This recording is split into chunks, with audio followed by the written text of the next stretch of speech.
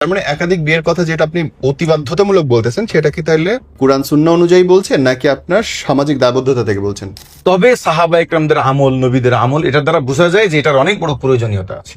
ভাই দলিল দেন, এই দেন। আমি বললাম ভাই সমস্ত দলিলের থেকেও প্রথমে আমাকে এটা জবাব দেন যে জন্মগতভাবে যে 50 লক্ষ নারী আমাদের বাংলাদেশে জন্মগতভাবে বা বেশি আছে, এদের সমাধানটাকে একাধিক বিয়ে ছাড়া। 50 লক্ষ নারী এমন অবস্থায় আছে যাদের বাংলাদেশের এক বিয়ের আদর্শে কোনোদিন বিয়ে হবে না তাদের। একাধিক বিবাহ নিয়ে বলিষ্ঠভাবে আপনার আগে কেউ বলেছে আমি শুনিনি, আপনার চেয়ে বেশি কাজ করেছে আমি শুনি নাই, এটা খুব বিতর্কিত। বাংলাদেশের 99% নারী এর বিপক্ষে। আপনার এইটাতে আপনার যুক্তিটা কেন, যে কেন বাংলাদেশি ছেলেদের একাধিক বিয়ে করা উচিত মুসলিমদের? বা আসে দেখেন, এই ব্যাপারটা সর্বপ্রথম আমি সবসময় বলি যে এজ এ মুসলিম, যে ইসলাম ফলো করে, যে জেনাকে ভয় করে এবং যে নারীদের প্রতি সহনশীল, সহানুভূতিশীল, তাদের আমার এই থিওরিটা বুঝে আসবে। যারা ধরেন নারীদেরকে এমনি ব্যবহার করতে চায়, যারা নারীদেরকে স্ত্রী মর্যাদা দিতে চায় না, যারা নারীদেরকে জাস্ট পণ্য মনে করে, বা যাদের জেনা নিয়ে কোনো ভয় নাই, আখেরাতের কোনো ভয় নাই, তাদের এই টপিকস বুঝে আসবে। তারা গালাগালি যেভাবে যাই করুক। তো যেহেতু এজ এ মুসলিম হিসেবে আমি যেটা চাই সেটা হলো, দেখেন যে একাধিক বিবাহ এটা সর্বপ্রথম আল্লাহ তাআলার একটা হালাল বিধান, এটা একটা ইমানের জায়গা। আমার বাবা আমাকে বললো যে এত বড় আলেম হলা তুমি, এবং আলহামদুলিল্লাহ আমার অনেকগুলো 22টা বই আছে আমার লেখা, এবং আরো 6টা বই পেন্ডিং আছে। একটা সময় আমি অনেক ওয়াজ মাহফিল করতাম, তো আব্বু আমাকে বলতো তুমি এত বড় আলেম, এতগুলো ক্লাস করাও, বুখারী পড়াও, মুসলিম পড়াও, তুমি হঠাৎ করে বিয়ে শাদী নিয়ে এত কেন তোলপাড় শুরু হবে? তো আমি বললাম যে দেখেন, আসলে তোলপাড় তো অনলাইনে হয়, আমি তো তোলপাড় করি না, আমি তো জাস্ট বলি। আমি বললাম যে আমাদের দেশে এটা একটা ইমানের আন্দোলন। দেখেন, ইমানের একটা জায়গা কি, আল্লাহ তাআলা যেটাকে হালাল করেছে 100% ওটাকে হালাল ভাবে মনে করা, এটা ইমান। হারাম তো অনেক কিছুই করছে। আমি মদ নিয়ে কথা বলতেছি না, ঘুষ নিয়ে কথা বলতেছি না, আমি যে চোখের পর্দা নিয়ে কথা বলতেছি না, অনেক কিছু তো হারাম আছে। শুধু একটা জেনাতে বা একাধিক বিয়ে নিয়ে আপনার, আচ্ছা এটা তো হলো পরের কথা। তো একাধিক বিবাহের ক্ষেত্রেও যেহেতু মানুষ ইমান হারা হয়ে আছে, এই জায়গাটা, এটা হলো প্রথম কথা। যে মানুষ একাধিক বিবাহ আল্লাহ হালাল করেছে, নবীরা করেছেন, সাহাবা ইকরাম করেছেন, তাবেঈন করেছেন, তারপরেও মানুষ এটাকে কটূক্তির নজরে দেখে। আল্লাহ রসুলকে যেমন নাকি বিধর্মীরা গালি দিত যে অনেকগুলো বিয়ে করছে, আজকে মুসলিমও একজন আলেমকে, একজন দিনদার ভাইকে অনেকগুলো বিয়ে করছে বলে গালি দেয়। তো আমি কেন একাধিক বিবাহে জোর গলায় বলি? কারণ হলো আমাদের দেশে সর্বপ্রথম আমাদের যারা বাংলাদেশে যারা রিপোর্টার আছেন, যারা গণশুমারি করেন, বিভিন্ন পত্রিকাতে আসছে যে বাংলাদেশে জন্মগত ভাবেই 30 লাখ নারী, কোথাও আছে যে 20 লাখ নারী, তো ধরে নিলাম একবার নিম্নটা, যে 20 লক্ষ নারী আছে স্বামী পাবেন যারা ছেলেদের তুলনায় জন্মগত বেশি, জন্মগত। এরপরে ছেলেরা বিদেশে চলে যায় তুলনামূলক নারীদের থেকে বেশি। অ্যাক্সিডেন্ট যদি 100টা করে, অ্যাক্সিডেন্ট যদি 70টা করে, তার মধ্যে 70% পুরুষ। জেলের মধ্যে আপনার 90% পুরুষ জেলে আছে।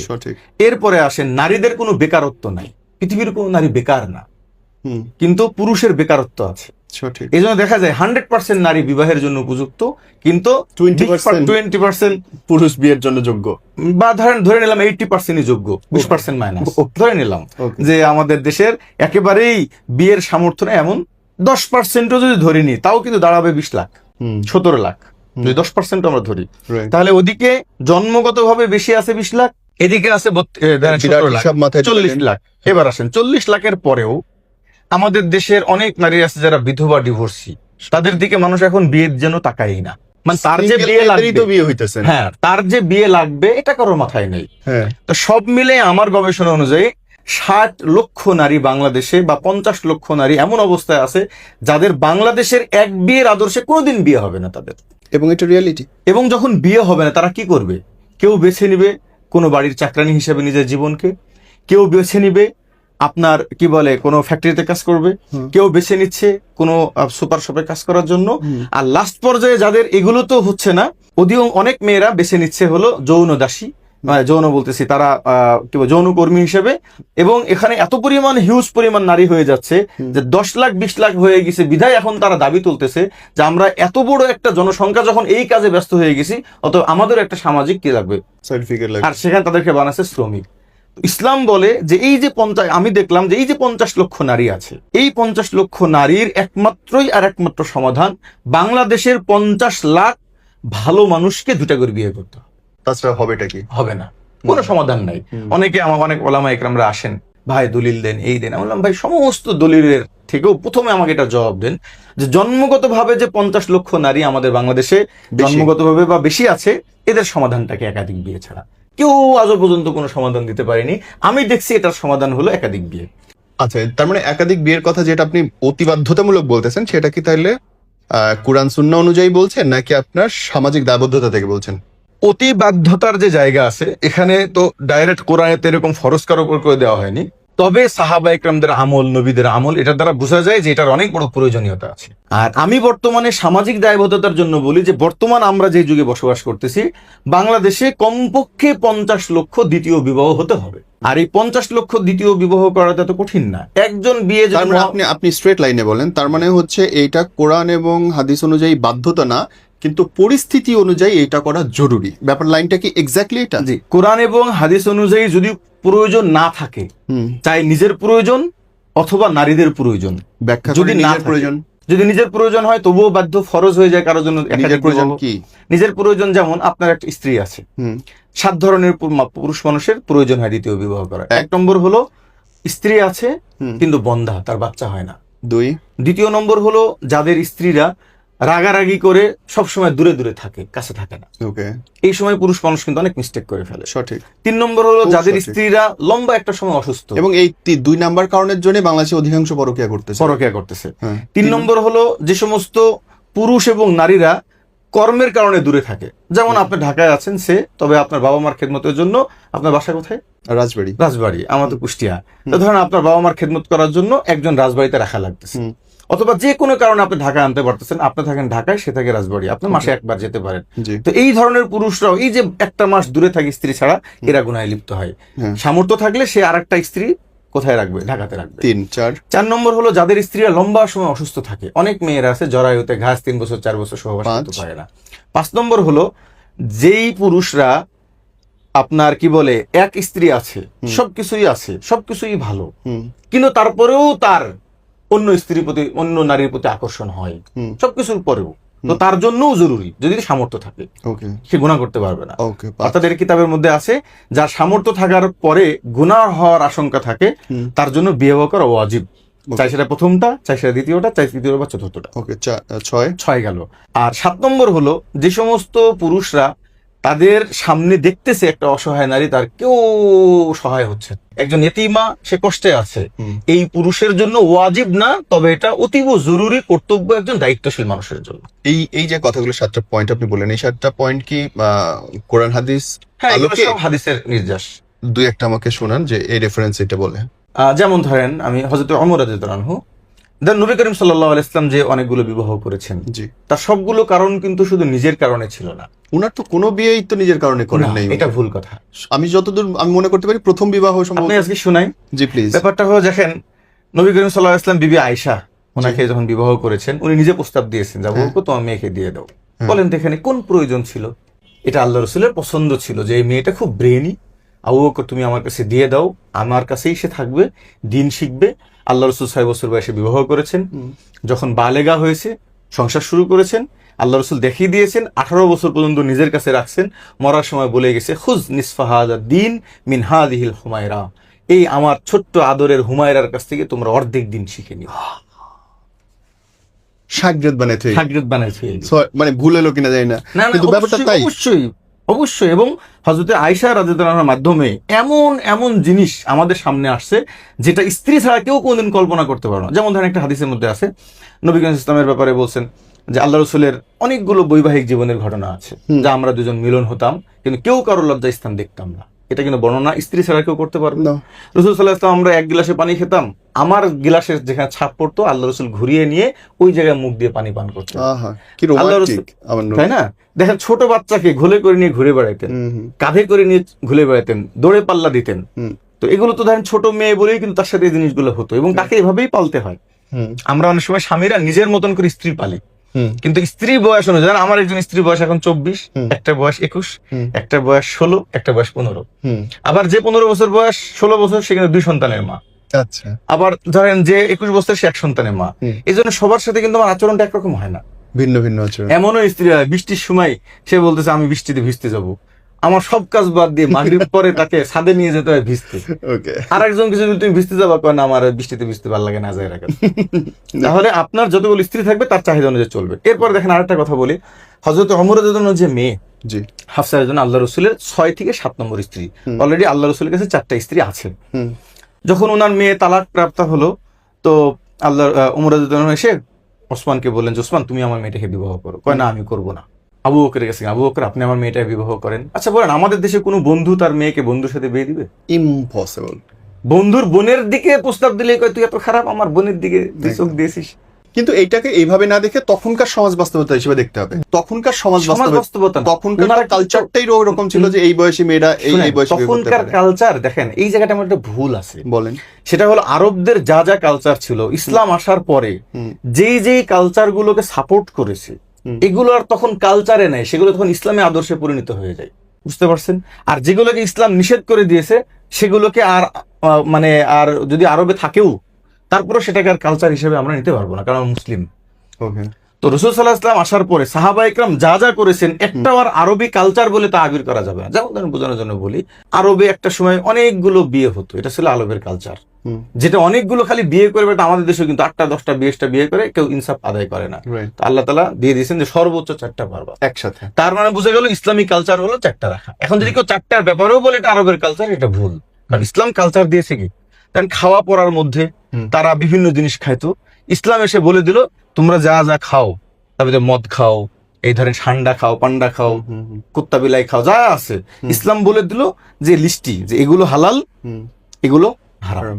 তো ইসলাম আসার পরে এই যে হালাল যেগুলো, এগুলো আপনার আরবের কালচার বলতে পারবেন না, সিরেফ এগুলো ইসলামের হালাল জিনিস। আর যেগুলো হারাম করেছে সেগুলো হারাম জিনিস। কিন্তু এখানে যদি আমরা বলি এটা আরবের কালচার ছিল, অতএব আমাদের জন্য না, এটা বলা ভুল।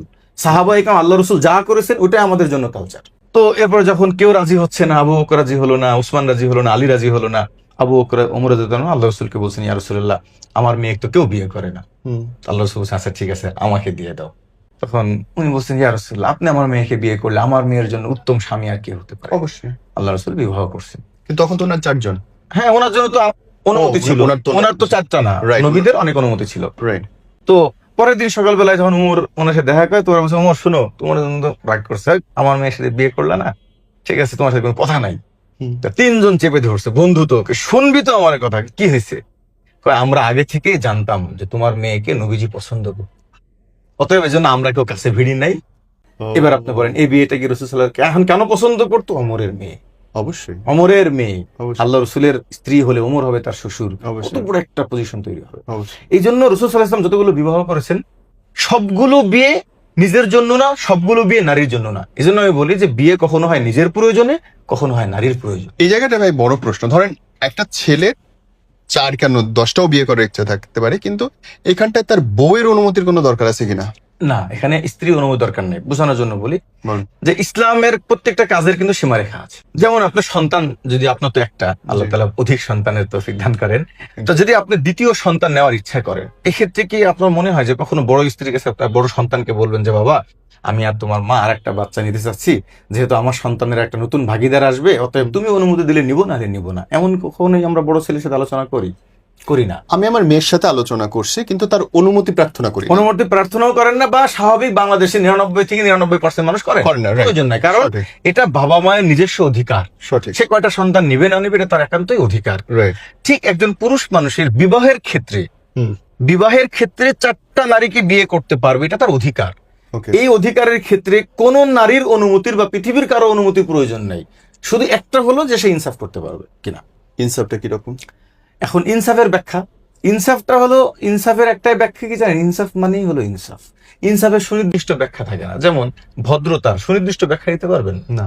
ভদ্রতা একটা গুণ, ঠিক আছে, এটা গাড়িতে চললে একরকম ভদ্রতা। এইরকম শুনেছি, আপনাকে থামাচ্ছি, আমি এরকম শুনেছি যে প্রত্যেক স্ত্রীর প্রতি সমান ভালোবাসা। না, আমার ইনসাফ নিয়ে অনেক লম্বা আলোচনা আছে, অল্প একটু বলি আমি। আমাদের দেশে মনে করা হয় যে সমান করা, এটা একটা ভুল ব্যাখ্যা, এবং আমাদের দেশে ছড়িয়ে আছে এই যে তরমুজ অর্ধেক কেটে দিতে হবে, আশরাফ থানভীর রহমাতুল্লাহর কথা আছে, অনেকে দেখছি বয়ানে বলছে একটা সাবান কিনে আসছেন অর্ধেক করে দিবেন। এটা ইসলাম এভাবে শেখায় না। ইসলাম কি বলে যে দেখেন আপনার সন্তানদের মাঝে আপনি যদি একাধিক সন্তান হলো, আমি আরেকটু বুঝাতে পারতাম, একজন মানুষ যখন একাধিক সন্তান থাকে, 3-4টা সন্তান, তাদের মাঝে কিন্তু ইনসাফ করতে হয়। তো ইনসাফটা কিভাবে হয়?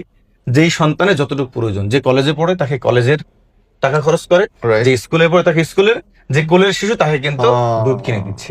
তো স্ত্রীদের মধ্যে হয়, আমি আপনাকে বোঝানোর জন্য বলি, আজকে দিনেরটা আমি আপনাকে বলি।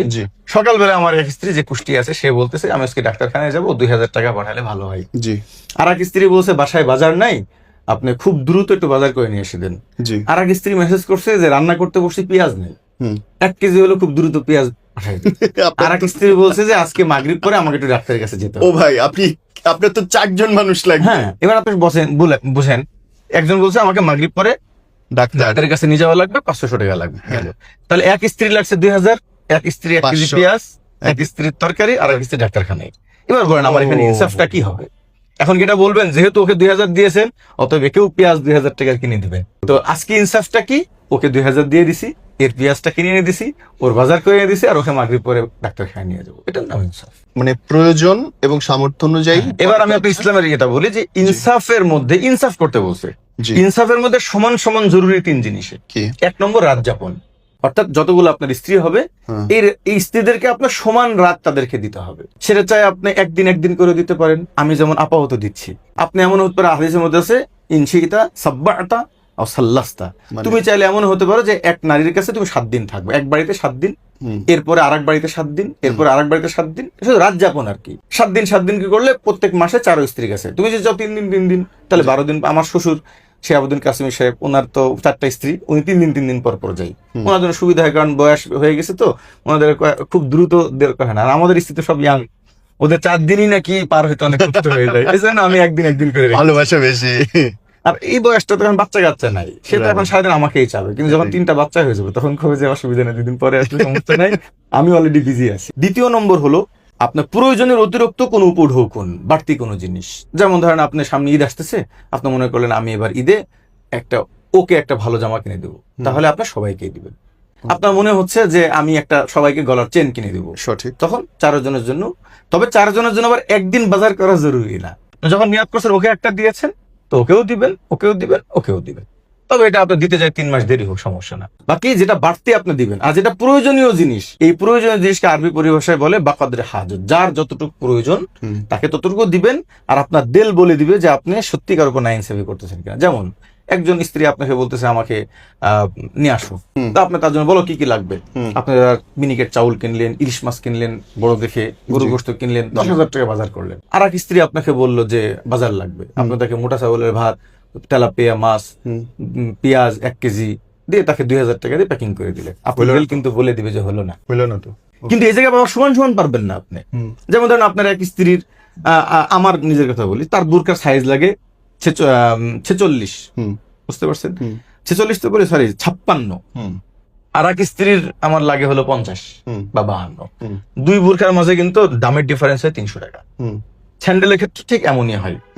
এখন এখানে অর্থ এটা না যে ওকে যেহেতু 56 ঝুলের দিয়েছেন, হ্যাঁ 56 ঝুলের দিয়েছেন, অতএব এই স্ত্রীকে কি দিতে হবে। আপনি আরো মজার বিষয় মোহাম্মদপুর, এখানে আমি খেতে আসি, যে মাঝে মাঝে যখন যাই, তোরা এই দোকানে লাচ্ছি খুব পছন্দ করে। তো একজন আমাকে বলে আমি লাচ্ছি খাই না, আমার ফালুদা দাও, তো ফালুদার দাম 100 টাকা। আর যে বলে আমি লাচ্ছি খাবো তাকে 50 টাকা দিলে হয়ে যায়। তো এখানে এমন কোনো জরুরি না যে ওকে যেহেতু 100 টাকা ফালুদা খাওয়াইছি, তো 4টা বিয়ে করা খুব একটা বেশি সিম্পল ব্যাপার, কিছুই না। শুধু আপনার এই জায়গায় মনে করতে হবে আমি সবাইকে সমান চোখে দেখি। আমি গতকালকে রাতে আমার 4র্থ নম্বর স্ত্রীকে বলতেছিলাম, আমাদের মানসিকতা কি, বড় স্ত্রীকে নিজের স্ত্রী মনে হয়, বাকিগুলো সতার বউ মনে হয়। সামাজিক অবস্থা এরকম, আপনার বড় স্ত্রীকে আপনার ফ্যামিলির লোক মানে নিবে, বাকিগুলো আপনি নিজের জীবনে দেখাও করাতে পারবেন না, কিছু করতে পারবেন না। এটা পুরোটা হিন্দুয়ানি প্রথা। দেখবেন হিন্দুদের মধ্যে, ইন্ডিয়াতে বিভিন্ন, এখন আমি তো ইন্ডিয়া 1 বছর ছিলাম, তারা প্রথম স্ত্রী এবং স্ত্রীর সন্তানদেরকে ভালো সন্তান বলে, বাকিগুলোকে তারা নাজায়েজ আওলাদ বলে। দেখবেন অনেকগুলো ফিল্মে, অনেকগুলো জায়গায় এগুলোকে প্রমাণ করা হয়েছে, একাধিক বিয়ে, দ্বিতীয় বিবাহটাকে তারা নাজায়েজ আওলাদ বলে। আমাদের দেশে মুসলিমরাও ডাইরেক্ট নাজায়েজ না বললেও আচরণ করে ওই টাইপের। এটা বড় স্ত্রীর সন্তান হবে, বাপ মা সবাই দেখতে আসবে, বন্ধু বান্ধব সবাই। যদি আপনি বলেন যে আমার দ্বিতীয় স্ত্রীর সন্তান হয়েছে, তো দেখবেন যে বাপও ফোন দেয় না, কেউই ফোন দেয় না। এখন এমনকি যে নিজে বিয়ে করে, আমাদের দেশে দেখবেন, বাংলাদেশে বহুত ভাই আছে দ্বিতীয় বিয়ে করে গোপনে রাখছে। ভাই ওটা কি আপনার স্ত্রী না, তাহলে গোপনে রাখবেন কেন? তো ওনার কাছেও মনে হয় প্রথমটা আমার মূল স্ত্রী, বাকিগুলো হলো সতার স্ত্রী, এই জন্য মূলটাকে ঠিক রাখে বাকিগুলো যা পারি তাই। কিন্তু ইসলাম এটা বলে না, ইসলাম বলে আল কাদিম মুকাল জাদিদ, বিয়ের পরের দিন থেকেই দুই স্ত্রী সমান।